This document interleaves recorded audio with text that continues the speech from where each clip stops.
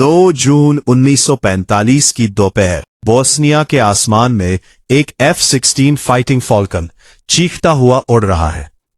Pilot captain Scott O'Grady, call sign Basher 52, NATO के no fly zone की duty पर है। अचानक रेडियो में चीख सुनाई देती है, मिसाइल इन द एयर, लेकिन स्कॉट को सुनाई नहीं देता। एक भयानक धमाका, सर्बियन SA-6 मिसाइल उसके F-16 के पेट में लग जाती है। विमान 2 टुकड़ों में फट जाता है। आग की लपटें, धुआं। स्कॉट की सीट हिल रही है। वो अपने घुटनों के बीच सोने का हैंडल पकड़ता है और इजेक्ट करता है। पैराशूट खुलता है, लेकिन वो दुश्मन के इलाके में गिर रहा है। नीचे सर्बियन सैनिकों की गाड़ियां और हेलीकॉप्टर दिख रहे हैं। वो जानता है अगर वो जिंदा पकड़ा गया तो मौत तय है। यह कोई फिल्म नहीं है, यह है स्कॉट ओग्रेडी की सच्ची कहानी, the pilot who had ends to survive.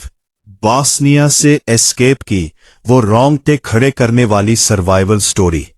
Bosnia उस वक्त युद्ध की आग में जल रहा था। 1995 में नाटो ऑपरेशन डिनाई फ्लाइट चला रहा था ताकि सर्बियन फोर्सेस हवाई हमले न कर सके। स्कॉट और उसका wingman captain Bob right 2 F-16 के साथ पेट्रोलिंग कर रहे थे। मिसाइल नीचे से बादलों के बीच से आई थी। पहली मिसाइल उनके बीच से गुजरी, दूसरी स्कॉट के विमान को चीर गई। विमान टूटकर गिरने लगा। स्कॉट ने पैराशूट खोला और 26,000 फीट की ऊंचाई से नीचे गिरा। उसके चेहरे और गर्दन पर जलन हो रही थी, लेकिन वो जिंदा था। पैराशूट खुलते ही वो जंगल में उतरा। पैराशूट को तेजी से उतारा, अपना सर्वाइवल किट और 9mm बेरेटा पिस्तौल पकड़ी और भागा। सर्बियन सैनिक पहले से ही उसकी तलाश में थे।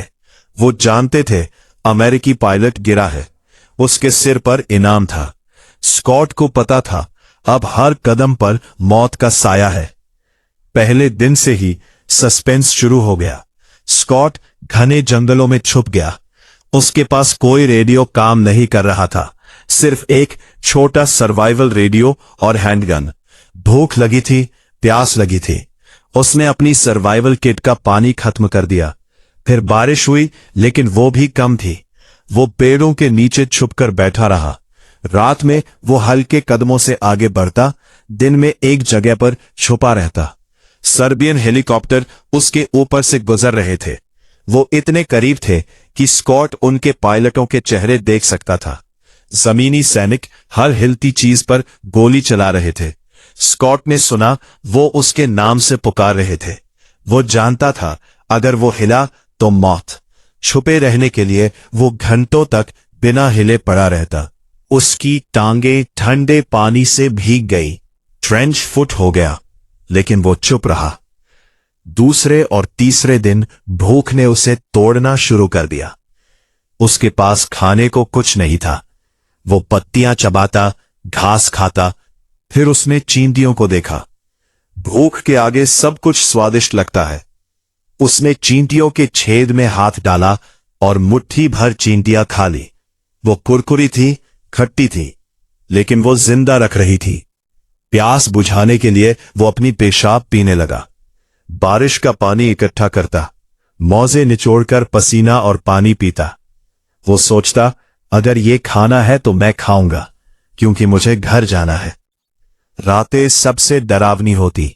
सर्बियन गाड़ियां जंगल के किनारे से गुजरती। एक बार वो एक सर्बियन सैनिक की गाड़ी के ठीक बगल से गुजरा, सिर्फ कुछ फीट की दूरी। उसका दिल धड़क रहा था, सांस रोक ली थी, लेकिन वो बच निकला। उसकी ट्रेनिंग उसे जिंदा रख रही थी। चौथे और 5वें दिन हालात और बिगड़ गए। सर्बियन सैनिक हर तरफ थे। वो जंगल को घेर रहे थे। स्कॉट ने सुना वो एक दूसरे को पुकार रहे थे, अमेरिकी पायलट कहाँ है? वो रात में ही चलता, दिन में पत्तियों के नीचे दबकर छुपता। उसकी बॉडी कमजोर हो रही थी, लेकिन दिमाग साफ था। वो अपने परिवार को याद करता, अपने देश को याद करता। छठी रात आ गई, 8 जून की सुबह के करीब। स्कॉट ने अपना छोटा रेडियो निकाला। बैटरी लगभग खत्म थी। उसने प्रार्थना की और बटन दबाया। बाशर 52, बाशर 5-2, मैं जिंदा हूं। अचानक जवाब मिला। उसके स्क्वाड्रन साथी कैप्टन टीओ हैनफोर्ड की आवाज। बाशर 5-2, मैं तुम्हें सुन रहा हूं, तुम जिंदा हो। वो पल स्कॉट के लिए जिंदगी का था, लेकिन अब असली खतरा शुरू हुआ। रेडियो कांटेक्ट होते ही अमेरिका ने पूरा ऑपरेशन शुरू कर दिया।